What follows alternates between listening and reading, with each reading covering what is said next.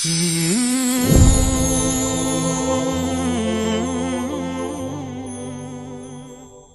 tur, ana sözü başladım. Mümkün inşallah. Bismillah. ماذا قلت؟ أنا قلت جاء أستاذ كمدرس وكإمام إن شاء الله يلقي الدرس. بسم الله الرحمن الرحيم.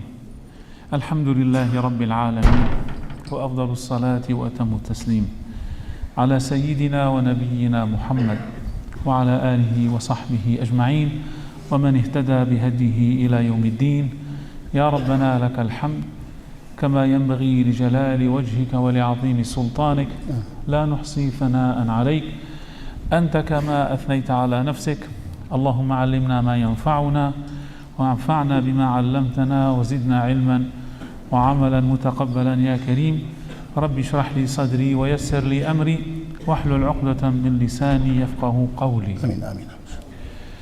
أنا أشكر الله سبحانه وتعالى لهذه الفرصة الطيبة المباركة لأكون بين إخواني هنا ومن يشاهدنا من خلال اليوتيوب وعلى الإنترنت لأتحدث إليكم اليوم. Bismillahirrahmanirrahim. En Allah Allah Teala maqtollar, Peygamber'e salamlar bolup, kıyamatga çeyinki şu Peygamberimizden yolun joldagandorga жақсылыктар bolsun. Allah Teala bizge paydalı ilimlerdi berip, ошол пайдалануучулардан kılsın. Emin deyt, men bu jerde sözünün başında uşul жерге Kuday Teala maga bir mümkünçülük bergenine men razımın deyt. Şu Kırgızstan'a gelip sizler de mına bir tuğandarım menen ayrıca uşul jerde men süylep YouTube arkılуу dagın buyursa baylanışabız degen bir ümittebиз. وأنا أشكر أخي فضيلة الشيخ جروباي لهذه الدعوة. Men deyt ошол устаз Жорой ажыга men tereң ыраачылыгымды билдиремин. Meni ушул жерге урматтап чакыргандыгы үчүн. وأشكر أخي فضيلة المفتي الشيخ زمير وأيضا لجنة شؤون الأديان لهذه الدعوة لهذا المؤتمر الذي نحن هنا بصدده. Эми биз мына 2 күндөн бери катышып аткан семинарга мени ушул жерге чакырган Азирети муфтийге жана ошол мамлекеттик дин комиссиясынын төрагасына мен ыраачылыгымды билдиремин. فأشكره جل وعلا على هذه الفرصة الثمينة لأخاطبكم جميعا، وأشكر الله والحمد لله الذي هدانا لهذا وما كنا لنهتدي لولا أن هدانا الله، فنشكره أن يسر لنا حضور يوم الجمعة. Эми Кудай Таалам ушундай бир күндөрдө насип кылып ушул жерге мага мүмкүнчүлүк берген Аллах Таалага мен ыраачылык билдиремин. Анткени эгерде Аллах Таала бизди өзү туура жолго баштап, өзү бир нерсени бербесе, биздин колубуздан эч нерсе келбейт. أشكره جل وعلا لأني أتيت إليكم أولا من أمريكا منذ تقريبا أسبوع ونصف، ولكن قبل أمريكا توقفت في إسبانيا في الأندلس في قرطبة وغرناطة، وبعدها توقفت في المغرب، وبعدها توقفت في اسطنبول، والآن أنا آت إليكم. Эми дейт Кудай Таалам ушундай бир мүмкүнчүлүк түзүп бергениге көптөн көп шүгүрлөр болсун. Мен Америкада болдум, Америкадан мурда Испанияда болдум, андан кийин Мароккодо, Стамбулда, анан бул жака келдим. لأننا في أمريكا مطلوب منا أن نتكلم عن الإسلام في الجامعات، ودوري هناك في أمريكا أقوم بعدة برامج، ولكن واحد منها هو تدريس الدراسات الإسلامية في أحد الجامعات هناك. Эми Америкада биздин жумушубуз дейт ошо элге исламды жеткирүү. Мен ал жерде бир нече жумушта иштеймин. Ошолордун арасында окуу жайларда, айрыкча өкмөттүн окуу жайларында ошо ислам илимдери боюнча мен сабак берем. ولي في أمريكا تقريبا 33 سنة بعد أن أمرني شيخي رحمه الله فضيلة الشيخ أحمد كفتار ومفتي سوريا أن أذهب إلى أمريكا وأكون داعية هناك. Менин дейт ошол Америкада жүргөнүмө 33 жыл болду. Алла рахмат кылсын, менин устазым. Мен ошол сен Америкага барышың керек. Ошол жакта дагы элдерге исламды таркатышың керек деп устазымдын сунушу менен Америкага барып, мына Кудайга шүгүр 33 жылдан бери мен исламды таркатып келем. وأشكر الله سبحانه وتعالى على العلماء الذين تعلمت منهم أيضا في جامعة دمشق، أمثال الدكتور سعيد رمضان البوطي رحمه الله والدكتور وهب الزحيلي وغيرهم. Мен өзüm Сирияда университетте окугамын. Ал жерде барыбызга белгилүү Рамазан Бути, şu атактуу устаздардан сабак алганмын. فلذلك أريد أن أشارك معكم بعضا من تجاربي في أمريكا. Amerikadагы өзүмдүн кээ бир тажрыйбаларым менен мен сиздер менен бөлүшүүнү туура көрдүм. الناس هناك يبحثون عن الإسلام، ولكن هناك عندنا أيضا مشكلة إسلاموفوبيا، وهناك من يخيف الناس من الإسلام. Эми ал жердеги элдерде исламды билгиси келет, исламды түшүнгүсү келет дейт. Бирок баарыбызга белгилүү дүйнөнүн кай жеринде болбосун исламофобия деген нерсе бар го, мисалы исламды жаман көрсөтүп, бөкөчө көрсөтүп дегендей. ولكن يشاءون ويشاء الله سبحانه وتعالى.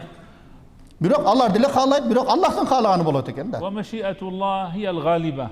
Бирок дайым эле Кудайдын каалоосу үстөмдүк кылат. فنحن نعيش في بلد كلها حرية. Биз жашаган жер бүт бардыгы эркиндик, азаттык. إذا تريد أن تقيم برامج سلبية ممكن، وإذا تريد تقيم برامج إيجابية ممكن، فالخيار لك. Ал жерде ушунчалык тандоо ээн эркин берилген. Жакшы передача кылам десең, ага да уруксат, жаман передача тартам десең, ага да уруксат дейт. Ал жакта. ولكن بالنسبة لي تقريبا أخذتني 10 سنوات لأفهم ما معنى المعيشة في أمريكا. Мен дейт, ал жака баргандан кийин дейт, Америкадагы жашоо бул кандай өзү, бул кантип жашайт деп, ошону түшүнгөнчө 10 жыл өтүп кетти дейт. كيف تخاطب العقلية الأمريكية؟ Америкалыктардын акылын түшүнүп, мен кантип аларга кайрылуу жасашым керек, кантип бир нерсени түшүндүрүшүм керек деп, ошону мен дейт түшүнгөнчө 10 жыл өтүп кетти дейт. لأن العقلية العربية شيء والعقلية الأمريكية شيء آخر. Себеби дейт, арабтардын акыл деңгээлди түшүнүгү такыр башкача, америкалыктардын түшүнүгү такыр башкача. والعقلية الأوروبية اليوم شيء آخر. Азыркы күндө европалыктардын акылы түшүнүгү такыр башкача. لذلك الذي يعيش في أمريكا والمسلم في أمريكا عليه أن يتصرف كما يتصرف الأمريكيون. Мисалы, Америкада жашаган мусулмандар дейт, америкалыктар кандай жашаса, ошондой жашоого мажбур болот экен дейт. وعليه أن يقيم برامج هدفها وما أرسلناك إلا رحمة للعالمين. Ал жерде ошондой бир программа менен жашаш керек. Ал жердеги негизги максат Аллах Тааланын Куранда эмне дейт? "Ва ма арсалнака илля рахматан лил аламин". Пайгамбарым Мухаммад, сени бардык ааламдын рахматы үчүн жөнөткөнмүн деди го. Ошондой максат менен программа түзүп жашаш керек. ولما يسمع الناس عن رحمة هذا الدين وبالأخص عن المرأة ومعاملة المرأة في الإسلام، كثير من النساء الأمريكيات يدخلون في الإسلام. Misal al жерде ошол ислам адам затына кандай мамиле кылат, айрыкча аял затына кандай мамиле кылат, ошол жөнүндө укканда көптөгөн америкалык аялдар ислам динин кабыл алып атышат. وأحد هذه النساء زوجتي. Ошолордун катарында менин аялым. تقول لي كانت تعمل في كنيسة ثم رأت كتاب اسمه المرأة في الإسلام، فلما رأت هذا الكتاب قالت المرأة في الإسلام مسكينة هذه المرأة. Өзü çirköyde kızmatçı eken ayalım deydi de bayağı жерде. Анан ошол жерде çirköyde bir kitap көрүп калдым дейт, церковьта. Аял затын исламдагы орду деп. Эми өзүнүн башкача сезет, байкуш ошо исламда дагы аял затын коргойт экен да, деп ойлоп коюптур баягы. لكن قالت لي بعد أن بدأت أقرأ في هذا الكتاب يعني لم أصدق ما أقرأ. هكذا تعامل المرأة في الإسلام؟ أنا ظننت أن المرأة في الإسلام كما نرى في التلفزيون وفي الإعلام، لكن أنا أرى هنا شيء مختلف جدا. Ошондон баягы китепти окуп баштагандан кийин менин түшүнүгүм өзгөрдү дейт да. Демек исламда аялга ушундай мамиле кылат турбайбы? Биз телевизордо көрүп аткандан такыр башкача турбайбы ислам деген ой пайда болуптур. ثم طلبت أن تشتري كتاب آخر ثم كتاب آخر ثم قرأت القرآن ثم أسلمت. Ошентип башка китепти окуп көрүп, башка китепти көрүп, ошентип Куранды окуп көрүп, анан исламды кабыл алды дейт. فأريد أن أقول لكم شيء واحد ألا وهو أن هذا الدين الله سبحانه وتعالى جعل كل سورة في القرآن مبدوءة بسم الله الرحمن الرحيم. Эми дагы бир айтып кете турган нерсе, Аллах Таала Кур'ан-ы Керимди бизге түшүрдү. Ошол жерде сүрөлөрдүн бүт бардыгы башталышы Бисмиллахир-рахманир-рахим деген сөз менен башталат. فهو لم يقل وهناك 99 اسم من أسماء الله الحسنى، لكن لماذا اختار الرحمن الرحيم؟ Misal Alloh taolaning 99 ism sıfatı var. Бирок ошолордун арасынан Бисмиллахир-рахман-рахим деп туруп эки исмин тандады. Эмне үчүн? وكما نعلم أن الرحمن هي صفة لله سبحانه وتعالى أنه يرحم عباده كلهم، المسلم وغير المسلم، المؤمن والكافر. Эми карап көрсөңөр бул жерде Рахман деген Аллах Тааланын, Рахимдуу деген сыпаты бар дейт. Аллах Тааланын райымы ушунчалык кенен экен, мусулманбы, мусулман эмеспи, баарына бирдей райымдуулук кылат экен. والرحيم للمؤمنين. ولكن لماذا اختار الرحمن الرحيم ولم يقل بسم الله شديد العقاب ولم يقل بسم الله القهار ولكن الرحمن الرحيم لماذا؟ Эми карап көрсөңдөр райымдуу анан рахим мээримдүү деген исим тандады. Не себептен бул жерде эмне? Шадидел иқаб, өтө катуу азап берүүчү, же болбосо өтө каардуу деген сыпаттар тандаган жок. Райымдуу, мээримдүү деген эки сыпатын тандады ар бир сүрөнүн башталышында. نحن علينا أن نتطلع في هذا لأنك أنت إذا خرجت في شوارع بشكك وتكلمت عن اسم الله الرحيم وتكلمت عن رحمة الله وتكلمت عن حب الله لعباده الناس يسمعون إليك والمرأة تسمع ولو لم تكن محجبة الناس يحب من يتقرب إليهم بصفة الرحمة. Эми дейт, мисалы сиз дейт, Бишкекте бир көчөдө бир жолу салынбайса деле, башка намаз окуса деле, бирөөгө сүйлөсөңүз, Аллах Тааланын райымдуулук, мээримдүүлүк сыпаты жөнүндө угат алар.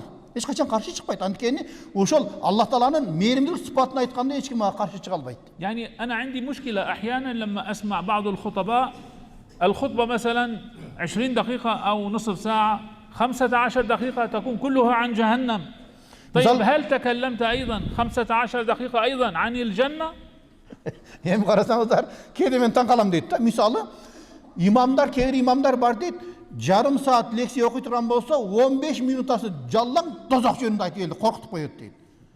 Ошо кишине баланс болуш керек дейт. Бейиш жөнүндө дагы сүйлөп бергиле дейт. Тозак менен айтып коркутуп бербей. يعني يتكلم مثلا 20 دقيقة عن عذاب الله ويوم القيامة وعذاب القبر، طيب شيء جميل، لكن هل تكلمت أيضا عن رحمة الله وقبول الله للمحسنين وللتائبين أيضا 20 دقيقة؟ Мисалы, жарым сааттын 20 минутасы тозоктун азабы болот, анда мындай болот деп жаллаң коркутуп айтып берет. Анан Аллах Таала жакшы иш кылгандарды сүйөт, жакшы иш кылгандарды кабыл алат деп. Неге ал жөнүндө дагы 20 минутта кошуп койбойбуз анда дейт. لذلك نحن اليوم في العالم في عصر العولمة علينا أن ندرك أن بعض الناس يحاولوا أن يقولوا لنا أن دينكم دين شديد. Эми азыр мына ааламдашы заманы келди. Ушу ааламдашы заманда кээбирлер дейт, айта турган болду. Силердин диниңер өтө катуу дин экен. Өтө кысым кала турган дин экен деп айтып баштады. يعني إذا فعلت شيء يلقيك الله في جهنم. Неге десе сен мындай кылсаң тозокко түшөсүң эле деп коркутуп берсек, ошентип ойлоп калат экен да дейт. قال لي أحد الطلاب وأنا أعمل أحيانا مستشار لهؤلاء الطلاب الذين يأتون من تقريبا 50 دولة، فأحد الطلاب هو من اليمن وقال أنه عمره 16 سنة يريد أن يدخل في المسيحية والبرنامج الذي هو فيه ممنوع التحول من دين إلى دين. Эми дейт, бул жерде кээде элүү мамлекеттен келген адамдар бар дейт. Ошолорго кээде мен кеңешчи болом дейт да. Анан мисалы, мен Йемен, Йеменден бирөө келип 16 жашта дейт. Динин алмаштырамын дейт экен да. Өзү динин алмаштырган болбойт дейт. Мисалы алардын мыйзам боюнча. فقال لي القائمون على هذا البرنامج: إمام عندنا مشكلة مع هذا الولد يجب أن نرسله إلى اليمن. فقلت له: قبل أن ترسلوه إلى اليمن لماذا لا يأتي إلى مؤتمراتنا في كاليفورنيا أو في فلوريدا؟ Эми ал жерде жанакы имам айтат дейт, муну кайра эле эмеге жөнөтүш керек. Йеменге кайра жөнөтүп бериш керек болуп атат. Бул динин алмаштырам деп атат деп мага келипти дейт. Мен айттым дейт, анда неге биздин Калифорнияга же бир башка штаттардагы биздин лекцияларга катыштырбайсыңар, аны жөндөн кууп бербестен биринчи маалымат бербейсиңер. فأجلس معه وأتكلم معه وأجد ما القصة يعني. Ошону отуруп сүйлөшүш керек да. Мисалы, ал не себептен динин алмаштырам деп атат? Эмне проблемасы бар? Эмне түшүнүксүз нерселери бар? لما بدأت أتكلم معه بعد يوم يومين، في اليوم الثالث قال لي: والله أنا أحببتك وأريد أن أقول لك أن أنا عندي مشكلة مع الإسلام. الإمام عندنا في اليمن لما كنت صغيرا 2 أو 3 كان يأتي إلينا بعود الكبريت ويشعلها ويقربها مني ويقول لي: إذا تخطئ شوف الله يحرقك في نار جهنم. ها هل تستطيع أن تضع يدك على النار؟ فما بالك بنار جهنم. Ошентип мен аны менен сүйлөштүм дейт. Бир күн сүйлөштүм, 2 күн сүйлөштүм, 3-чү күн сүйлөшкөндө мага айтты, мен сизди жакшы көрүп калдым. Siz başkaça adam ekensiniz. Misal men Yemen'de жүргөндө 3-4 yaşımda кичинекей кезимде имам дейт, спичканы күйгүзүп алып туруп, "Не, мынаны кармаса кармай аласыңбы? Сен ката кетсең тозокто күйөсүң" деп туруп мени коркутуп берет эле. Мен ошол проблема мына ягымда калып кеткен дейт. فقال منذ ذلك الوقت وأنا أخاف. Ошондон баштап мен уже коркуп калдым дейт. فيعبد الله وهو يعني بالنسبة له الإسلام هو نار جهنم. Себеби мен дейт, биягыма келгенде эле ислам десе бул тозоктун азабы деген нерсе кирип калган дейт да мээме дейт. فلما أتى سمع من العائلة المسيحية التي يقيم عندها أن Jesus love وجيسس رحمة ويحبنا، فأنا قلت له يعني يجب أن تعلم أيضا بأن عيسى مذكور في القرآن وأمه مذكورة في القرآن، والله سبحانه وتعالى ذكر لنا عن قصته وقصة مولده وقصة أمه ومولدها في آل عمران، والله يتكلم لنا عن الرحمة وعن المحبة والحب الإلهي. Эме ошол айтат дейт. Мисалы бул Америкага баргандан кийин анан бир бай христиан семьяга жолугуп калыптыр. Бул Иса деген ырайымдуу, Иса деген бизди ырайым кылыш үчүн келген деп эле айтса, анан ошону жакшы көрүп калыптыр дейт баягы жердечи. Мен айттым дейт, ошо Иса пайгамбар жөнүндө Аллах Таала бизде Куранда дагы айткан, Иса эмес, Исанын энеси жөнүндө дагы айткан, анын чоң атасы, тай атасы жөнүндө дагы айткан. Бүт бардык окуялар бар бизде, Аллах Таала бизде аны деле айткан. وأن دعوة النبي صلى الله عليه وسلم كانت كلها رحمة وحب، وقال الله عن رسالته وما أرسلناك إلا رحمة وليس عذابا رحمة للمؤمنين. Эми дейт, бул жерде карап көрсөңөр дейт. Демек, ислам дини бизди дайыма ушу жакшылыкка чакырат. Мисалы Куранда Аллах Таала эмне дейт? Пайгамбарды: "Ва ма арсалнака илля рахматан лил алам." Аламдардын рахматы үчүн сени жөнөттүк деп Аллах пайгамбарыбызды сүрөтүп атат. Демек, ислам биз үчүн райымдуулук менен, рахмат менен, мээрим менен келген. فهو رحمة للمؤمنين ورحمة لغير المؤمنين ورحمة للعالمين. Эми бир гана момундар үчүн эмес, момун, мусулман эместер үчүн дагы райым кылат дейт ислам дини. Алам үчүн райым кылынат.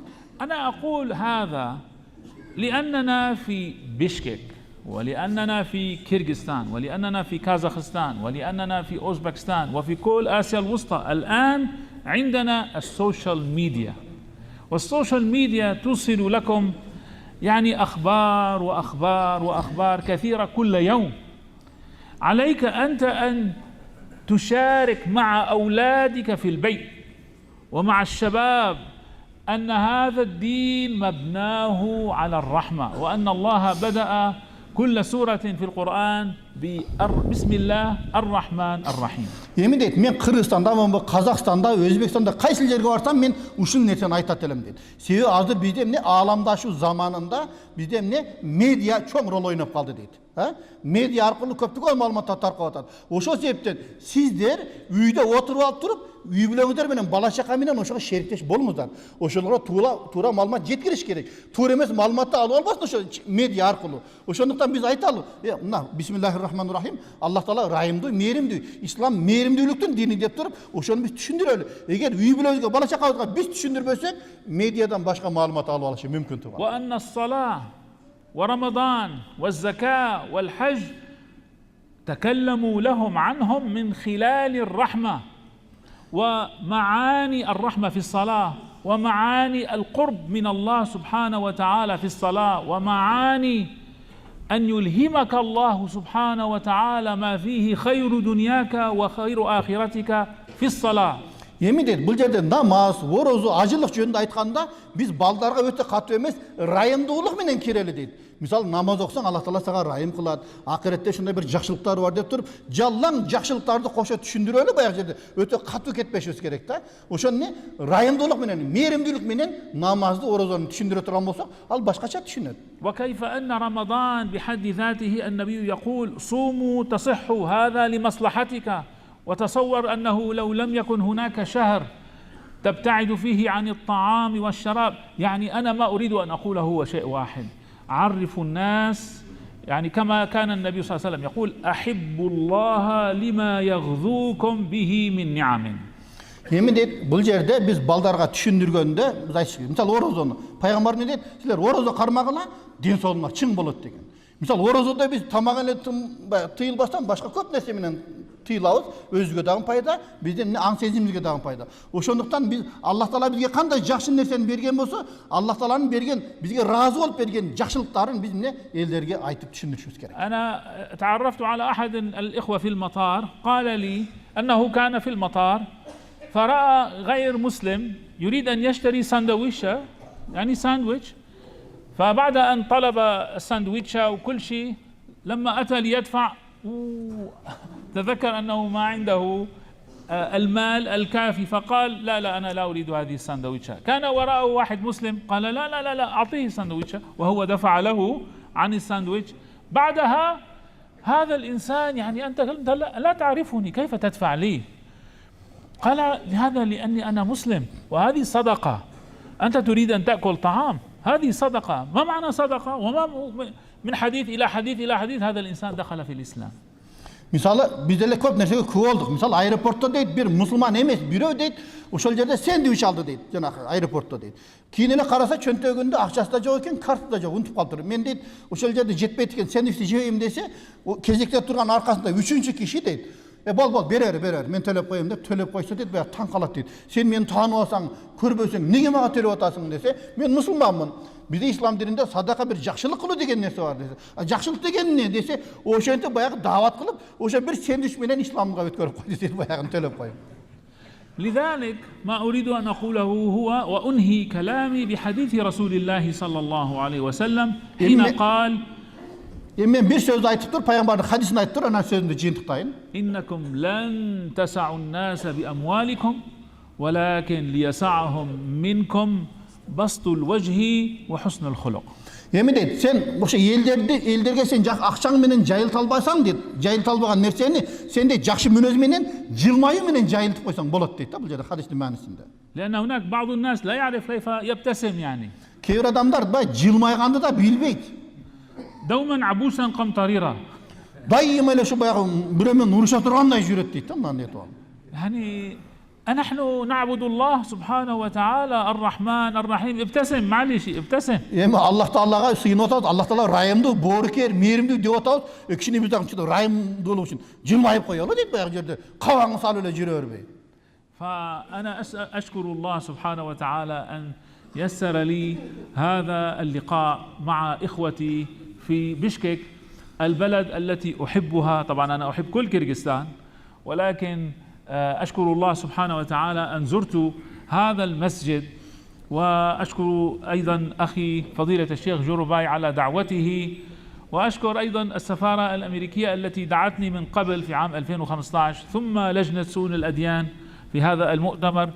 وأسأل الله سبحانه وتعالى لي ولكم المغفرة في هذا اليوم يوم الجمعة المبارك. والسلام عليكم ورحمة الله. Ошол жума күнү дейт, мен Кудай Таалага ушунчалык өзүмө шүгүрчүлүк келтиремин дейт. Аллах Таала ушундай бир мүмкүнчүлүктү берди мага. Кыргызстандын бардык жерин жакшы көрөм. Айрыкча ушу Бишкекке Аллах Таала мени насип кылып келип калыптыр дейт.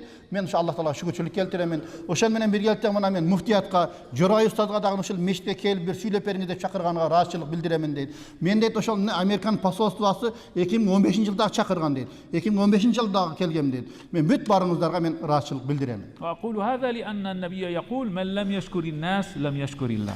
Мен бул сөздү эмнеге айтып атам? Себеби пайгамбардын хадисинде келет. Ким элге ыраазы болбосо, демек ал Кудайга ыраазы болбойт дейт. السلام عليكم ورحمة الله. Алла ыраазы болсун. Урматтуу мусулман бир туугандар, Алла ыраазы болсун. Устаздан, шейхтен биздин чакыруубузга жооп берип келгендигине биз көп жылдан бери доспуз, тааныш болуп жүрөбүз. Анан биздин мамлекет уюштурган конференцияга келип калган экен. Муфтиятта конференция уюштуруп, ал жакта дагы азыр сүйлөп келди. Анан эл менен дагы бир жолугуп, өзүнүн илими менен, билими менен бөлүшүн деп атканбыз.